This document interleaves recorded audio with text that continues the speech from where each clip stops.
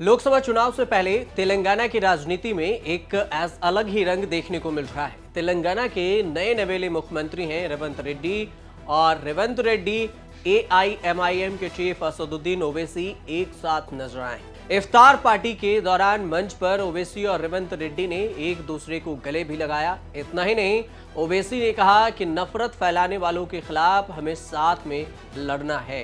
वहीं सीएम रेड्डी ने कहा कि मोदी और शाह में हिम्मत नहीं है कि अल्पसंख्यकों को दिया 4% आरक्षण तेलंगाना से हटा दें। रेवंत रेड्डी और असदुद्दीन ओवैसी का बयान सुनिए। तेलंगाना में हम फिस्ताई ताकतों को और नफरत फैलाने वालों को, हम तमाम को मिलकर इन तमाम नफरत पैदा करने वालों को, घरों को तोड़ने वालों को, हमको मिलकर तेलंगाना को मजबूत रखना है, उसकी हिफाजत करना है। हम जिम्मेदारी लिए सेक्युलर सरकार चलाने के लिए कांग्रेस सरकार में क्रिश्चियन माइनॉरिटी, मुस्लिम माइनॉरिटी, हिंदू सबको साथ में लेकर हम आगे लेकर जाएंगे। जब जब कांग्रेस पार्टी सत्ता में थे, माइनॉरिटी के लिए हम 4% रिजर्वेशन दिए और कॉरपोरेशन से लोन्स भी दिए। अब इस बार भी माइनॉरिटी वेलफेयर के लिए कांग्रेस पार्टी अच्छा प्रोग्राम्स लेकर आएंगे। असदुद्दीन ओवैसी ने सीएम रेवंत रेड्डी से मुखातिब होते हुए ये भी कहा कि सीएम साहब, तेलंगाना में हमें नफरत पैदा करने वालों के खिलाफ हम सभी को एक होकर लड़ना होगा, घरों को तोड़ने वालों के खिलाफ साथ में लड़ना होगा। तो वहीं रेवंत रेड्डी ने उसी मंच से कहा कि हमारी जिम्मेदारी सेकुलर सरकार चलाने की है, सभी को साथ में लेकर चलना है। जब जब कांग्रेस पार्टी सत्ता में आई है तब अल्पसंख्यकों के लिए 4% रिजर्वेशन दिया, और उसके बाद माइनॉरिटी वेलफेयर के लिए कांग्रेस अच्छे प्रोग्राम लेकर भी आएगी। उसके बाद सीएए के लागू होने के बाद भी विपक्ष की तरफ से लगातार हमला किए जा रहे हैं। इस बीच असदुद्दीन ओवैसी ने सीएए पर बोलते हुए असम के सीएम हेमंत बिस्वा शर्मा से कहा कि राज्य में हुए एनआरसी में लिस्टेड 12 लाख हिंदुओं को सीएए के तहत भारतीय नागरिकता दी जाएगी, लेकिन 1.5 लाख मुसलमानों को नहीं। ऐसा क्यों? लोग कह रहे हैं कि तुरंत कुछ नहीं होने वाला है। मैं उन्हें बताना चाहता हूं कि चीजों को सामने आने में वक्त लगता है। उन्होंने आगे कहा कि गृह मंत्री अमित शाह ने मेरा नाम लिया जब उन्होंने कहा कि एनपीआर और एनआरसी भी लागू किया जाएगा। सरकार पाकिस्तान, अफगानिस्तान और बांग्लादेश से आने वाले लोगों को नागरिकता दे, लेकिन धर्म के आधार पर नहीं। तो वहीं असदुद्दीन ओवैसी के और सीएए के बयान को लेकर अमित शाह ने आज तक की कॉन्क्लेव में भी बयान दिया है। अमित शाह ने कहा कि ऐसी कोई बात नहीं है और घबराने की जरूरत नहीं है कि सीएए से किसी की नागरिकता चली जाएगी। आप अमित शाह का भी बयान सुनिए। सर, मैं सिटीजनशिप अमेंडमेंट एक्ट पे आना चाहता हूँ। ये तो आपका बहुत टाइम से तैयार था, चुनाव से एन पहले लेके आ गए। ये तो कभी भी आप पहले भी ले आते। क्या ये चुनाव से ऐसे पहले लाएं कि थोड़ा सा एक हिंदू मुस्लिम या मेजॉरिटी माइनॉरिटी टाइप का हो जाए, वो अनसेटल हो जाए, आपका वोट पोलराइज हो जाए, पहले ले आते आप इसको? ऐसा है राहुल जी, आप मुझे लगता है लेजिस्लेटिव प्रोसीजर को ढंग से स्टडी ही नहीं करते हो। 2019 में कानून पारित हो गया है।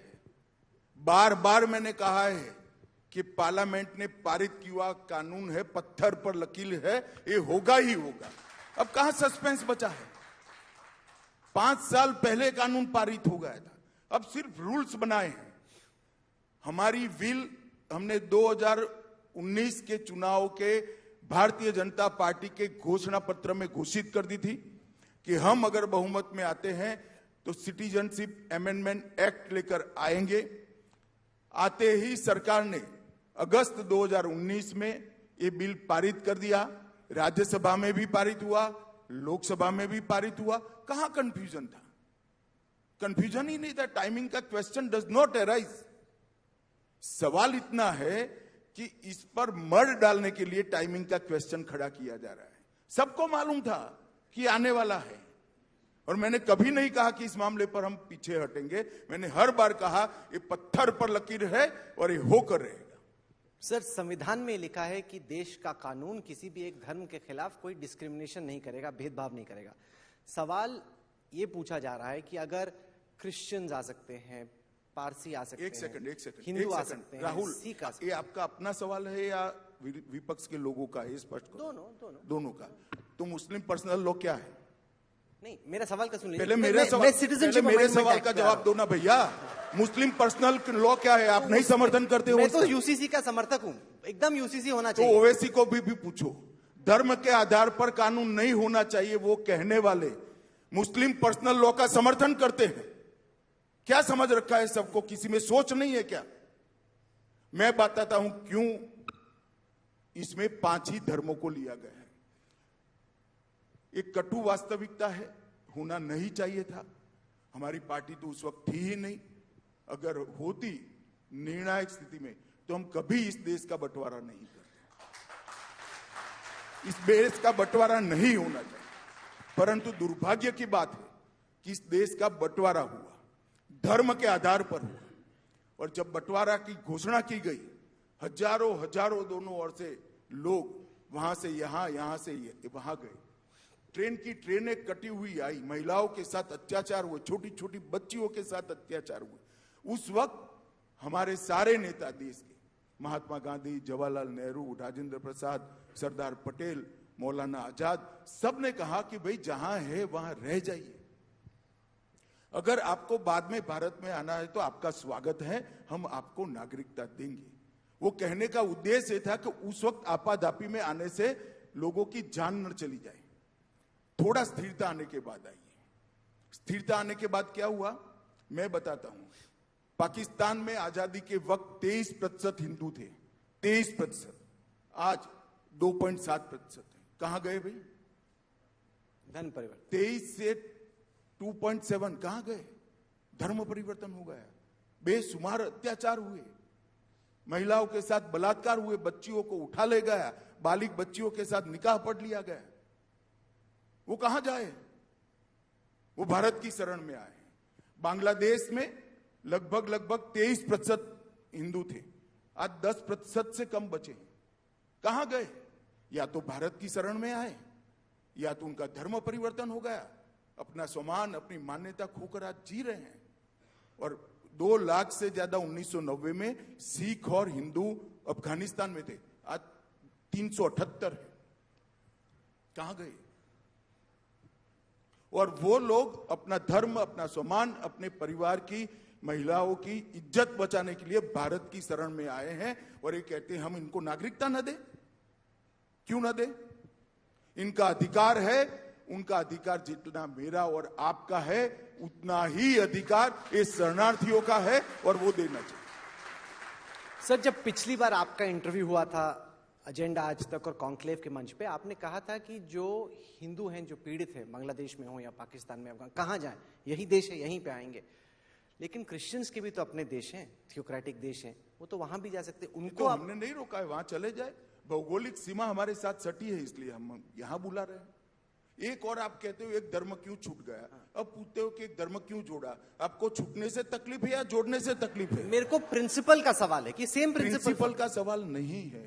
ये तीनों राष्ट्र जहां से शरणार्थियों को हमने स्वागत किया है, ये तीनों राष्ट्र घोषित इस्लामिक स्टेट है।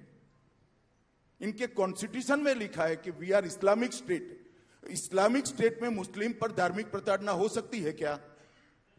पर सेक्टेरियन तो हो सकता है। क्या सेक्टेरियन? जैसे अहमदी, शिया, सुन्नी, उस वो भी मुस्लिम है वहां की व्याख्या में। नहीं, पर जैसे पाकिस्तान, ये तो होने को तो हर जगह भूख है दुनिया में, सबको नहीं ला सकते। परंतु ये तीनों देश घोषित इस्लामिक स्टेट है। वहां इस्लाम के अनुयायियों पर प्रताड़ना नहीं हो सकती, धर्म परिवर्तन हो ही नहीं सकता, क्योंकि वो तो इस्लामिक ही है। बाकी सारे धर्म जो वहां विद्यमान थे, सारों को शरण देने का हमने फैसला किया है, और उसमें कोई अनुचित नहीं है। 1950 से भारत का जो वादा था, वो वादे को कांग्रेस ने नहीं पूरा किया, भारतीय जनता पार्टी ने पूरा किया। ये अपीसमेंट की, वोट बैंक की राजनीति के लिए इसका विरोध कर रहे हैं। नहीं, पर जैसे पाकिस्तान अधिकृत कश्मीर को हम लोग इंडिया मानते, अखंड भारत का हिस्सा मानते, वहां पे अगर किसी का उत्पीड़न हो रहा हो, या फिर कोई बलोच हो जो कि वहीं की परिस्थितियों से परेशान है, उसका एक्सप्लॉयटेशन हो रहा है। भाई, पाक ऑक्यूपाई कश्मीर भारत का हिस्सा है, इसमें हिंदू मुसलमान का सवाल पैदा ही नहीं होता। वहां जो मुसलमान है वो भी हमारे हैं, वहां जो हिंदू है वो भी हमारे। ये बड़ी बात बोल रहे हैं आप। बड़ी अगर बात क्या है, मैं पार्लियामेंट में बोला हूं। नहीं कि अगर तुम पीओ शो को बड़ा मत नहीं, बताओ। मैं फिर से कह देता हूं, पाक ऑक्यूपाई कश्मीर भारत का हिस्सा है, वहां का मुसलमान भी हमारा है, वहां का हिंदू भी हमारा है। हालांकि रेवंत रेड्डी ने पिछले सप्ताह ओल्ड सिटी मेट्रो परियोजना की आधारशिला रखने के लिए आयोजित कार्यक्रम को संबोधित करते हुए भी एक बयान दिया था। उन्होंने कहा था कि ओबीसी उन सांसदों में से हैं जो न केवल अल्पसंख्यक समुदाय बल्कि सभी 140 करोड़ भारतीयों के लिए आवाज उठाते हैं। यहां गौर करने वाली बात यह है कि रेवंत रेड्डी का यह बयान इसलिए भी मायने रखता है क्योंकि कांग्रेस ने बार बार एआईएमआईएम को बीजेपी की बी टीम करार दिया। इतना ही नहीं, कांग्रेस ने भारत राष्ट्र समिति यानी बीआरएस के साथ गठजोड़ करने के लिए भी ओबीसी के पार्टी की आलोचना की थी चुनाव के दौरान। एक तरफ ओबीसी को बीजेपी की बी टीम कहने वाली कांग्रेस, तो दूसरी तरफ देखें तो ओबीसी की तारीफ करती हुई अब कांग्रेस चुनाव के बाद दिख रही है। लेकिन अब लोकसभा चुनाव होते होते तेलंगाना में कांग्रेस की सरकार के महज 5 महीने हो जाएंगे और ऐसा माना जाता है कि सरकार बनने के बाद लोकसभा चुनाव में सरकार के कामकाज पर वोट पड़ते हैं। ओपिनियन पोल के इशारे बता रहे हैं कि कांग्रेस का वोट शेयर लोकसभा चुनाव में 43% रह सकता है। बीजेपी को सीटों का फायदा तो नहीं मिलता दिख रहा है, लेकिन वोट शेयर में बीजेपी का बड़ा जंप भी देखने को मिल रहा है। 2019 में बीजेपी को करीब 20% वोट मिले थे। हो सकता है कि इस बार बीजेपी 25% वोट पर चला जाए। लेकिन विधानसभा चुनाव की अगर बात करें तेलंगाना की, तो विधानसभा चुनाव में रेवंत रेड्डी पर कांग्रेस निर्भर थी। लोकसभा चुनाव में भी रेवंत रेड्डी के कंधों पर 17 सीट जीतने की जिम्मेदारी है, लेकिन चुनाव से पहले रेवंत रेड्डी की राजनीति ने कांग्रेस को बेचैन कर दिया है। मोदी सरकार के कार्यक्रम और सरकारी कार्यक्रमों के लिए तेलंगाना जब भी गए तो शिष्टाचार के नाते रेवंत रेड्डी ने प्रधानमंत्री मोदी के साथ मंच भी शेयर किया, लेकिन मोदी और उनके गुजरात मॉडल के तारीफ भी कर बैठे साथ में, जिसको लेकर चर्चा भी होने लगी। हालांकि कांग्रेस ने रेवंत रेड्डी के मोदी प्रेम को तुल न देने की बात कही है और साथ में इस मामले को ठंडे बस्ते में भी डाल दिया है। लेकिन चर्चा तो हो रही है कि जो कभी ओवैसी को बी टीम कहा करती थी कांग्रेस, वो अब तेलंगाना में ओवैसी की तारीफ कर रही है। वहीं बीजेपी पर हमला करने वाली कांग्रेस की सरकार तेलंगाना में वहीं मोदी के गुजरात मॉडल की भी तारीफ करती दिख रही है। आप देखते रहिए न्यूज़ तक।